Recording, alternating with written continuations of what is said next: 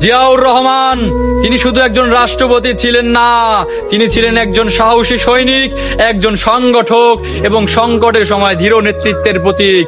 1971 সালের মুক্তিযুদ্ধের সময় যখন দেশের মানুষ দিশেহারা, তখন তার কণ্ঠে উচ্চারিত স্বাধীনতার ঘোষণা অনেককে নতুন করে সাহস জুগিয়েছে।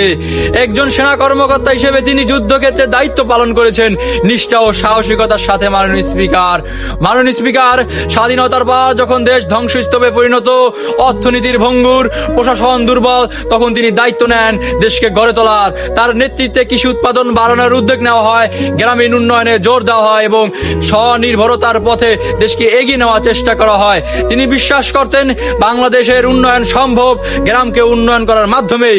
এই দর্শন থেকে তিনি গ্রাম ভিত্তিক উন্নয়ন উৎপাদনের গুরুত্ব দেন।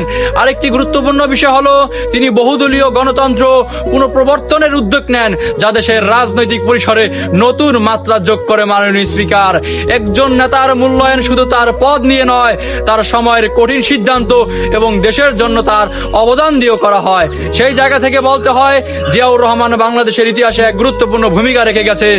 আজ আমরা তার ভালো দিকগুলো স্মরণ করি, তার সাহস, তার নেতৃত্ব এবং এ দেশের জন্য তার অবদান।